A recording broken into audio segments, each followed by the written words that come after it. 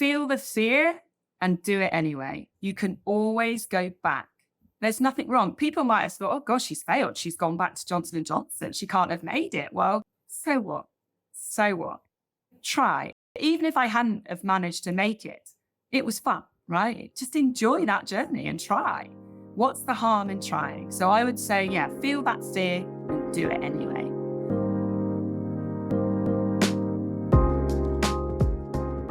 Hey everyone, and welcome back to the Life by Your Design podcast. I'm your host, Michelle Boyd. I'm a master hypnotist, human design reader, and I'm here to help you play with convention, tap into your purpose, and live life by your design.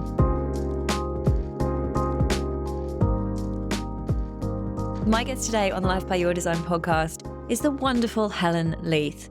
She's the founder of Nokori, which is a Sydney-based company that provides a range of scar care products and support for those undergoing surgery. Hel's is a 4/1 emotional manifesting generator, and she's a wonderful example of somebody who's taken decades of corporate expertise and experience to turn it into her own product and her own business. In today's chat, we got really frank about what it's like to leave a secure job and even having to return to corporate because you've run out of money. We talk about the self-doubt and that inevitable tipping point into success. Hello, Helen. Welcome to the Life by Your Design podcast. Hello, Michelle. Thank you so much for inviting me onto your show. I am so excited to have you here today, and that's for 3 reasons. So one of those reasons is because we've been having a few technical challenges, should we say. Both you and I need an IT department. So we're finally here and the IT is finally working, so fingers crossed. Number 2 is because Helen is a very close friend of mine. So I'm literally just getting to have a chat to one of my mates this morning. And then the 3rd reason is because 3.5 years ago, I asked you to come on this podcast because I was looking at what you were doing and I was like, you know what? My whole thing is like, if you're in a job you don't enjoy, life's too short, leave and do something else. And so you were kind of the perfect person to come on the podcast. And you were like, no, I'm not ready to come on and talk to you yet. But here we are. I don't know if I am ready. Yes, you are. You're here. But 3 years later, we're here and we're ready to have that conversation. So I'm very excited for that reason. But tell everybody a little bit about your journey of leaving your corporate job and starting your business, Nokori. Yeah. So it's been a hell of a journey, let me tell you. It's been a long time that I've been on this journey. So to give you a bit of background about myself, I worked for Johnson & Johnson Medical in the medical device arena for about 20 years. And it was back in 2017, I think I first started to think, okay, I need to change, but I didn't know what to do. I was like, but something needs to change in my life. And I guess what's difficult is I was in a very comfortable place and I was in a very stable place and I was earning very good money. So it was really challenging to really, I guess, get the confidence to take that step away. And that's ultimately what I needed to do. I needed to take the leap and leave my corporate position to free up some headspace and time to understand what it is I did want to do. And so I guess, that's where it all kind of began in 2017. Yeah. And talk to us a little bit about how you actually came up with the idea of Nokori. Yeah, so it was actually a personal experience. So there was a time that I had to have surgery on my foot from a surfing injury. Oh, I remember that. And I remember the big boot. Yes, the moon boot. We all love a moon boot. And it wasn't until I was back home a few weeks later and the stitches had come out and the incision had healed. But I realized that I wanted to do something to make it look better. What could I do to this scar that I was now going to have on my foot? And it made me realize that there was nothing offered to me at the time. There was no resources or education around scar care at that point. And I guess I felt a bit vulnerable and I was like, And I don't know whether this was the universe handing me something and giving me this idea, but what I then proceeded to do was use my contacts in the surgery world and go and chat to a few surgeons about scar care and support. So not just the physical product, but the actual support surrounding scar care and that initial, I guess, few months after surgery. And a leading plastic surgeon who operates in Sydney, in Bondi, he's got a very successful practice, said, absolutely, there's a space for this. It's a real value add, and it's definitely something that is needed. And I say, Yeah. I guess that's what got me on this journey. And this is where I'm just going to bring your human design in here. So Helen is a manifesting generator. And what you have in human design is you have your strategy, which is essentially the way that the universe, God, source, whatever you call it, communicates with you. It's the way it gives you breadcrumbs and basically brings things into your field for you then to decide if you're going to pursue or not. And as a manifesting generator, part of your strategy is to respond. And you were literally given something to respond to when that surgeon said, hey, there's a gap in the market for this. Go ahead and create a product. It's showing your human design just working in practice right there. 100%. I don't know whether it's with age or insight or some of the work I've done with you, but I truly believe that manifestation is there for if you manifest something and something comes to you, you've got to take that and you've got to roll with it, and something comes back from it ultimately. It's quite incredible. So yeah, that was definitely something that I've learned. Yeah. And then one of the things I want to do on this podcast is get really real about what it's actually like when you walk away from a super stable, secure, great corporate job and you go off and do your own thing. Because as we know, and anyone else who's done it, it's not often as straightforward and it's not quite what you're shown on Instagram. And although, you know what, I'm sure there are some people out there who like leave and hit the ground running and it's success in 12 months. I actually haven't met any of those people. And so many of the people that I've worked with or the people that I admire now and even look up to will all admit that that is not their experience. And so, I mean, I'd love you to talk to us just really openly about the journey of the last 5 years or so with Nokori, 5-6 years. Yeah. Yeah, absolutely. There was definitely not that success for me in the first 12 months. It's been a very, very slow journey. But ultimately, one of the goals I've achieved this year is I am now full-time on Nokori. So it has actually taken me 5 years to get to this place, to be able to pay myself a salary and do what I love and run my company. So I guess if I take you back to that leap of faith I took, I guess. So back in, I think it was 2018 by the time I actually made the move. And I ended up spending a year or so, I think it was like 18 months working for a cosmeceutical company. I did a bit of traveling. And obviously the idea of Nokori came to me in that time. And I luckily had a bit of savings. So I guess what made me feel confident to take that leap was the fact I had a little bit of savings, but also the fact that I could always go back. Right. And I think that's a really, really key point here. If you're in a career that you've been in even if you've been there for a short amount of time, it doesn't matter, but you've got the skill set to go back into what you were doing.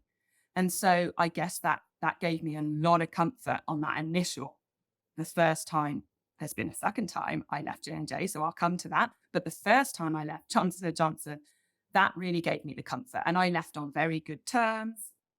And the company were very, very open to having me back at any time. And so initially I felt quite happy about that decision and taking that leap. However, fast forward 2.5 years. So I invested a lot of money into starting the company. A lot of my savings went into that. And I wasn't working or doing any job on the side. I just wanted to get this business up and running.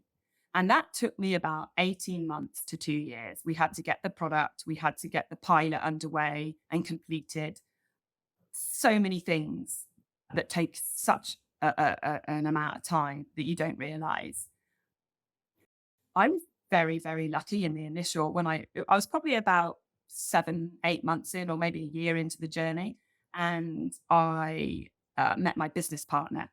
Now, we were both in between jobs and we were spending both of us were spending a lot of time hanging around in the cool cafes in Bondi.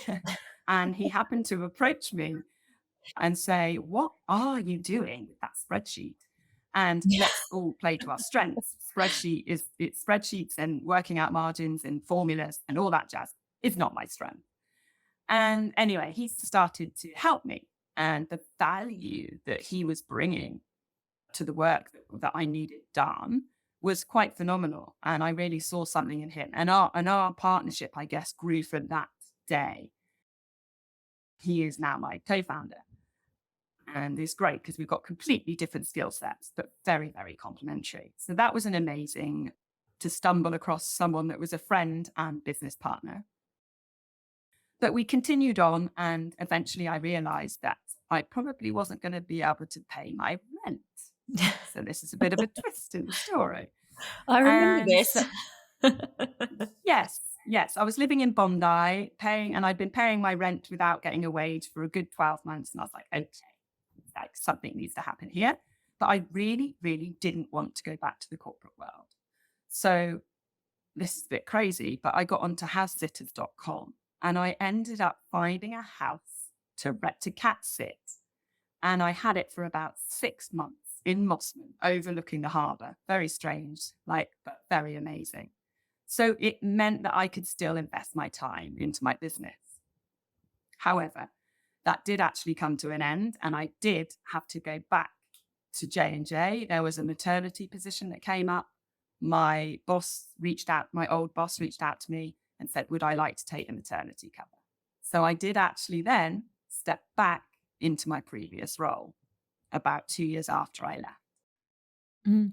But it worked out really well, actually. And I think this is one of the things is there is 2 parts, I feel, to when you want to go off and do something like this. Part of it is there's some practical, logical stuff you got to sort out, like in your case, and it was the same with me, saving up a big chunk of money so that you knew that you were covered for a period of time, gave you a bit of space.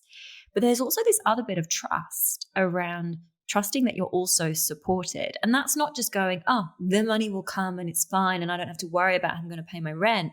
But it's amazing how things drop in at the right places.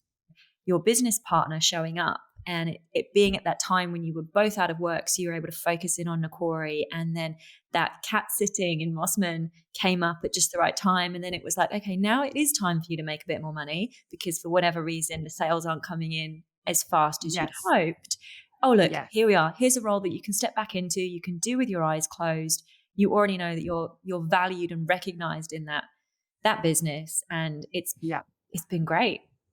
It's been great. They were super supportive. They let me come back into the role for 4 days a week. So I had 1 full day on Nokori a week.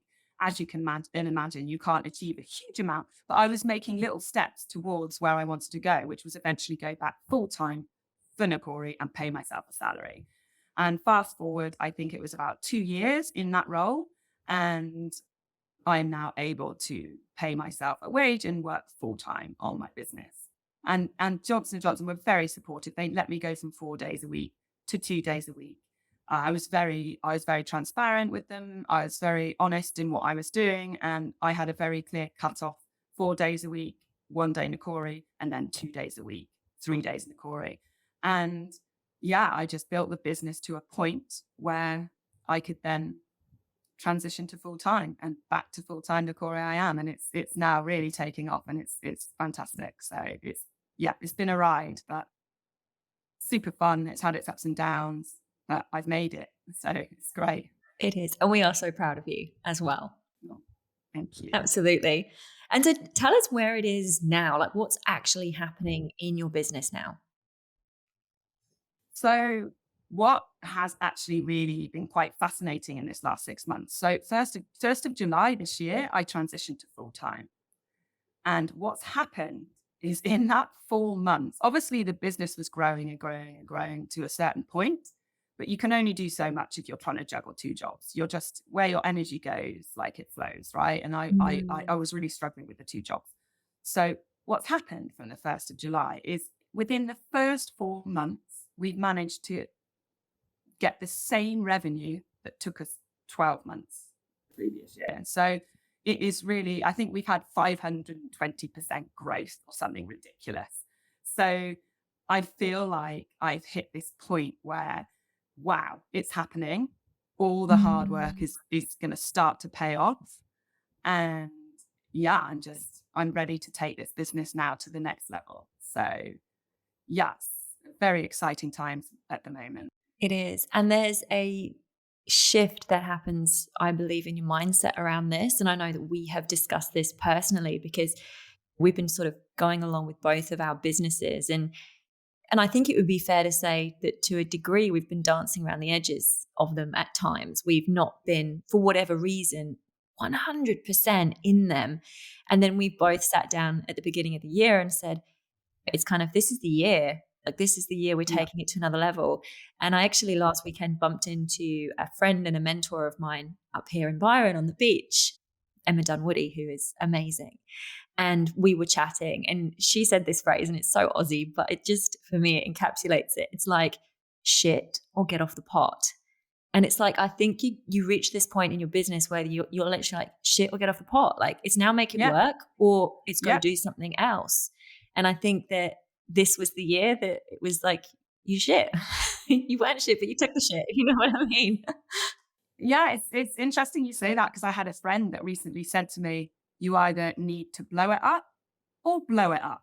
And it really, I don't know, it set something inside me alight. I was like, that is so true. Like, come on now, this year, you're either going to work really hard and it's going to go like in your favor and blow it up in a good way, or let's forget it. So luckily for me, it's gone that way this year. So really, yes. And yeah, exactly like your phrase that you just used there.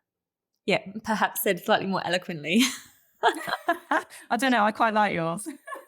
Well, I can't take full credit for it, but I'm going to be using it from here onwards. Yeah. And I think this is part of the journey, right? Is that when you choose to walk away from corporate and start your own thing, or it doesn't have to be corporate, it just is a job that you're in and you're good at and you're sorted and you're established in, there is a real journey of building your confidence up, doing your own thing. Like, I would say that I never questioned actually my ability in my old career. I was very confident that I was really good at what I did. And yet you step into your own business and there's suddenly all this self-doubt and this self-critique that was actually never there before. Mm-hmm. And the self-doubt is a wicked one. I've suffered with the self-doubt many a time. And it's like, how do you get past that? How do you stop focusing on it? And I guess with time, what both my business partner and I realized is like, okay, things are going to happen and things are going to challenge you from a business perspective, from a personal perspective. And it's just knowing that that's okay and not to focus on it too much and to try and move forward and think of solutions and do things that are going to fill your cup and reinforce the positives rather than focusing on that self-doubt or the negative experience or the challenge that's been thrown at you that week.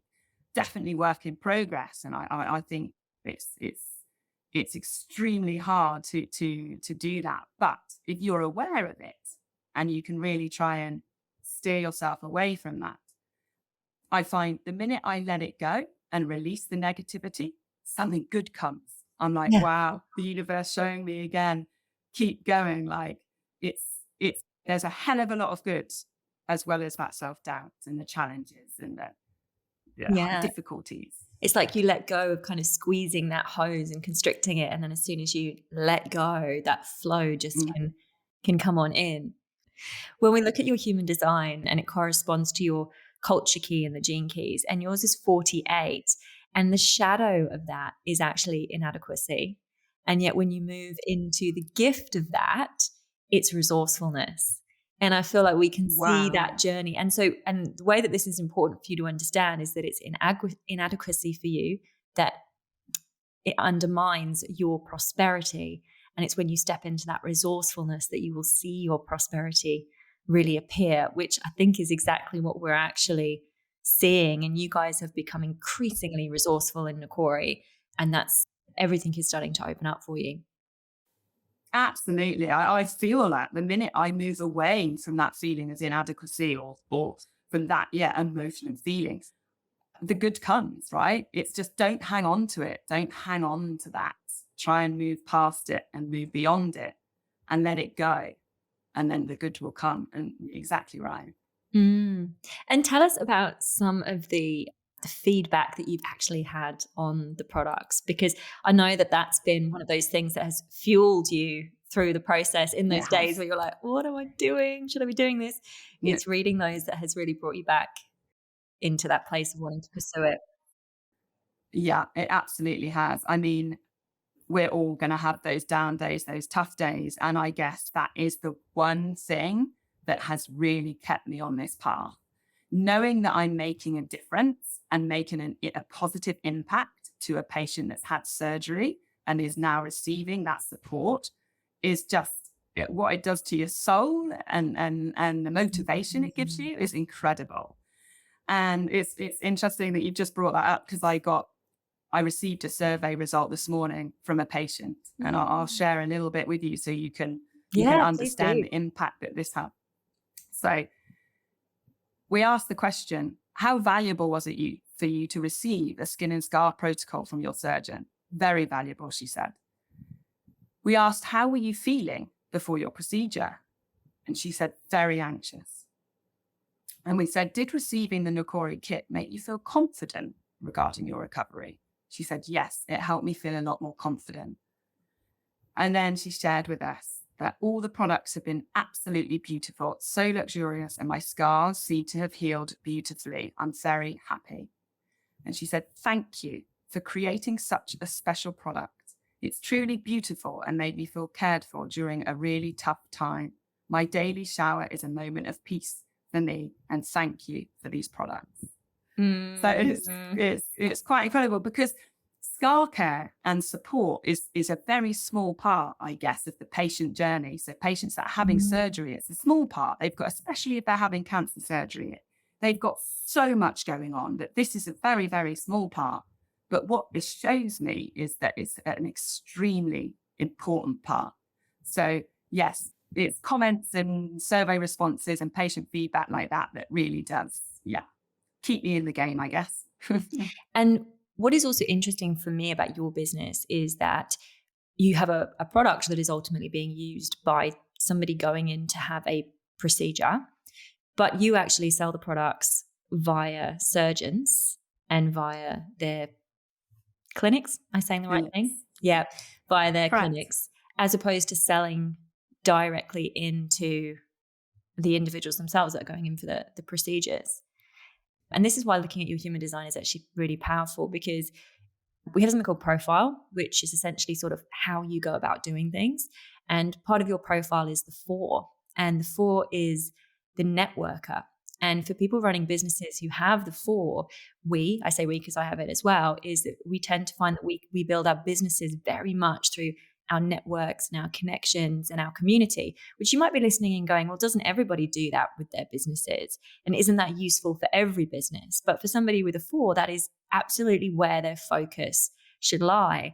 And you could have taken those products straightly out to the consumer market and tried to sell them direct, but you leveraged these amazing relationships of like 20 years that you've had through Johnson & Johnson and all the surgeons that you know across Australia.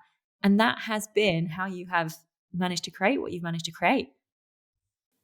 100%. Yeah, the networking has been huge. The surgeon network that I know, even as far as like the other product specialists that worked at Mentor and at Johnson & Johnson, and then introducing me to their surgeons and their clinics, it's played a vital role in the whole part of Nokori. But no, that's really interesting to hear, and that sits at a 4 for me. So, wow. Yeah. So that's absolutely key for you. And of course, it doesn't mean that other marketing channels are not going to be valuable, but that's really got to be at the core, because that's always going to be there working for you. So money's not my driver, right? I wouldn't be doing it if it was. I've done it for 5 years. I would have stepped back into something that could pay me the money. So I'm not doing it for the money. To spend money on myself doesn't motivate me. But the thought that I can build a business to live life, of course, we need money to live. but to be Mm. able to put it back into the community and support impact initiatives that are going to make a difference, that's what gives me my vibe and motivates me. At the end of the day, everybody can manifest money. Everybody can manifest success. But if your focus is sitting on that, it seems to be that's again where it's almost like you crunch that hose down a little bit. Whereas if your focus is actually on something bigger and to serve and to have impact, the money automatically flows behind that when you're on course and you're doing the right thing.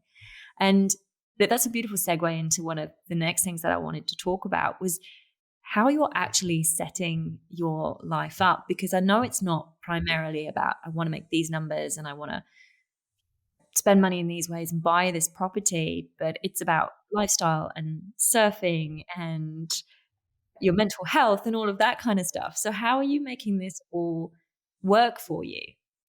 Yeah. I mean, that's so important, right? Like work-life balance. It's just life is precious. And I'm lucky that my business partner feels exactly the same. And he's a surfer. So I love that. We both surf. If the And swell is that's great, then you park the meeting and you go for a surf. 100%, 100%. And I think anyone that joins Nokori, any team member, we actually will gift them a surf lesson so they can get the vibe and get into it and experience the absolute highs that surfing can bring you. But yeah, work-life balance. So I've got to be honest, of course, like trying to manage your work-life balance when you're running and setting up a company and have a goal of getting to the point where you can support yourself is challenging. But what I have noticed is giving up that second job and being able to solely focus on my business. It's almost like it's a weight off my shoulders and I'm really beginning to see the benefits. So I love that I can work when I want to work. So if on a Monday I don't feel like working and I need to go and do exercise and prioritize that, I am able to do that because I'm in charge of my schedule. I'm not reporting into anyone. I haven't got those fixed hours. So that straight away brings a bit of balance into my life because I don't mind working hard or working on a Saturday sometimes, maybe. I actually enjoy it, but it's making sure that you don't neglect or ignore the things that bring you happiness. It's surfing and running and maybe yoga or seeing friends and things like that. It's been hard to navigate, I must admit. It's still work in progress, but for the first time in this last couple of months, I've really realized that I've got a very, very nice balance Mm, in my life, I guess. Yeah. yeah. And Yeah. it's tricky because we've been told our whole professional lives that you work Monday to Friday and you work, I Mm-hmm. don't like saying 9 to 5 because we all know it's never 9 to 5. But, you know, you've got this sort of set period of the week that is work time. And Yes. even though you go in consciously into running your business and you're like, oh, I'm going to do it my way and I'm going to do all the stuff you've just said. What Yes. happens in practice, though, is subconsciously you're still running that I'm supposed to be doing Monday to Friday. And so, yeah, you set it all up and you go, right, well, swell's good. I'm going to go have my surf this morning and then I'll start this afternoon and I'll do however much I need to do this afternoon. But there's always, I think, for a while, there's a little bit of guilt that sits in the back where Oh, you yeah. feel that you should be sat at that desk, and you're kind of playing between this new version of yourself and then this Mm-hmm. old version of yourself, and they're battling. It's like a little angel and devil on each shoulder. Absolutely. That is spot on. It is. And I'm getting better and better, not focusing on that guilt and not letting it like ruin the time that I have, right? I know that I work hard and I put the hours in to my business. So it's about becoming comfortable with those moments. And I tell you, it's a really nice feeling when you start to become comfortable with that way of life, I guess. Yeah. And what you also have, which I have as well, is emotional authority. And so the solar plexus is one of the motors in our design. So it's one of the sources of energy. But the nature of that energy is it kind of moves like a wave and it fluctuates. So when you're on the top of that wave, you've got tons of energy, I feel like Wonder Woman. It's like I can take on the world and I can do anything. And then Yeah. when I go to the bottom of that wave, it's like somebody unplugs me from the wall. I've got no energy. And that wave that moves through the week, and working on a standard week, I'm not up on the wave high enough the whole week. But it's been a thing of navigating in my business. It's actually okay if I'm on the bottom of the wave. I don't try to be productive. But when I'm on the top of the wave, I maximize that. And I'm like firing on all cylinders at that time. Absolutely. And I know that's your experience too. 100%. I totally relate to that. And I think the big thing that you pointed out there is that don't feel guilty when you're on the down. It's okay. It passes and you come back from it and you work super hard and on a high and buzzing when you come back. So, yeah. And like, how has your kind of perspective on work changed since you left corporate, if you were going to sum that up? I guess it's just bringing in that balance and having much more work-life balance and not taking it all so seriously. Having a bit of fun with what you're doing. I think even when I was working for Johnson & Johnson, I took everything quite seriously. And I'm like, you know what? Let's have fun with this. Let's enjoy it. Let's enjoy the ride. And my business partner said the other day, we must celebrate the small wins. Yeah. And those successes that you get, because it's so easy to just move on to the next thing. And so, yeah, it's bringing myself back down and being like, just remember, celebrate the small wins and the small successes along the way and really enjoy the journey. So I guess for me, it's bringing a bit more fun back into it. Yeah, 100%. It's so interesting that you talk about all of that, because we have something in our chart called motivation. And this is how you're designed to kind of provide your uniqueness to the world and how you're designed to think about it. And yours is innocence, which is not perhaps as it seems, which is often the case with human design. But what this is all about is your motivation is to live authentically.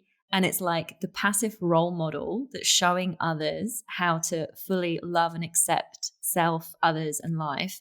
And you're here to live and spread joy, which when I think again about your journey, like you've always held really this is the thing with it. This is what I love about human design, is that so much of it you'll realize you're living already. But the more you come into alignment with it, the more everything just flourishes. And if you think about it, the more that you've prioritized surfing, your mental health, creating time. Helen is very good at putting boundaries in place. She's like the boundary queen. We can all learn from you. I feel like everything has started to flourish more and more because, again, this is part of your design. And if we look at, we've got something called the personality north node, which is sort of something we're moving towards and learning about in this lifetime. And the gift of your personality north node is leadership.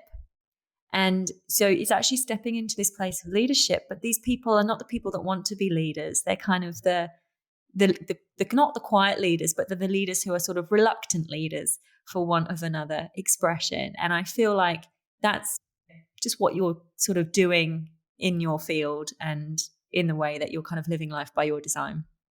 I kind of wish, well, when Joe does listen to this, my business partner, I'm sure he'll be like, yes, I see that. We should run both your charts and look at them together. Yeah, that would be fun. Do that. That would be loads of fun. So look, tell me what you're most proud about with Nokori, because it's been quite a wild journey the last 5 years or so. It has.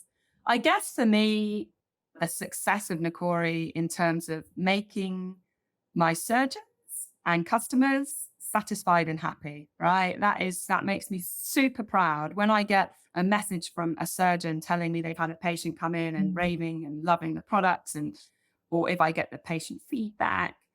That to me, I guess, defines success for Nokori, because it's a happy customer or a happy patient and a happy and satisfied surgeon. So I'm super proud that I guess my business partner and I have managed to bring this concept to life, and just see that impact that we're having and how much of a difference. It still surprises me how much of a difference we can make and how much of a positive impact we can make to someone that is recovering from surgery. So I guess, that makes me very proud.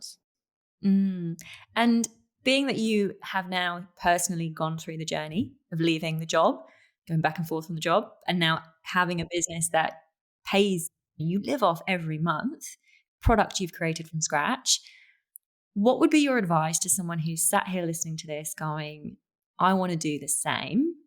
Like, now that you can look back with a little bit of hindsight, what would your advice be? Yes.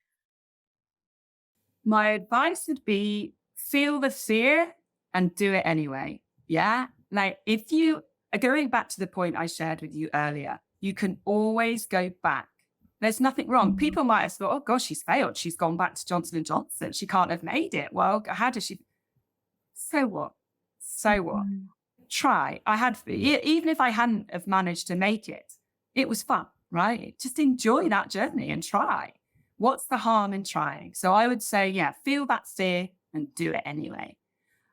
And then also the other thing is enjoy the journey. Yeah, have fun doing it. Try not to take it too seriously. And yeah, enjoy the journey.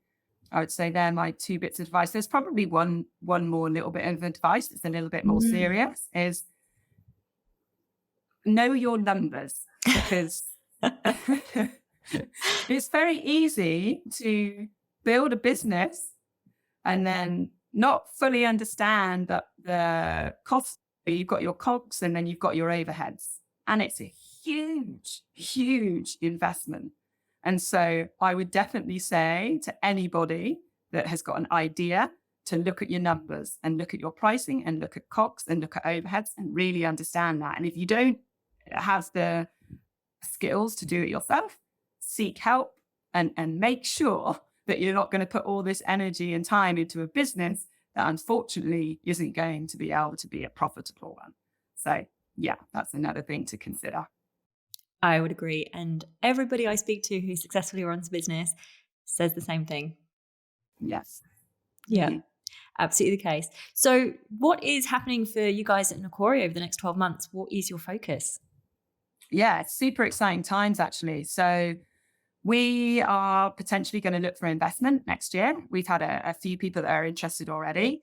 And the reason we want to do that is we really want to build our support platform. So the support side of the business, we want to put more money into that so people can feel not just like physical support, but physical, psychological, and emotional support. There's so much we can do in that space to really help the patient during their, I guess, the lead up to surgery and afterwards. So I guess we want to build a marketplace, an ecosystem of physical and emotional support for patients that are undergoing surgery. So yeah, there's lots, obviously that will require a lot of time and money. But yeah, that's really where we want to focus. I guess the other thing is we want to expand our physical product portfolio. So we don't just want to be scar care. We want to offer supplements. We want to offer programs for stress and anxiety, potentially putting them in touch with the best people to help them in that initial 3 months of their recovery. So yeah, lots to come in the next 12 months. But also I just need to keep doing what I'm doing because that ultimately drives the revenue. So yeah, it's exciting times. And when everything starts to take off, it's amazing how suddenly all the ideas snowball. And this has been my experience. You just know where you're going and what you want to do with it.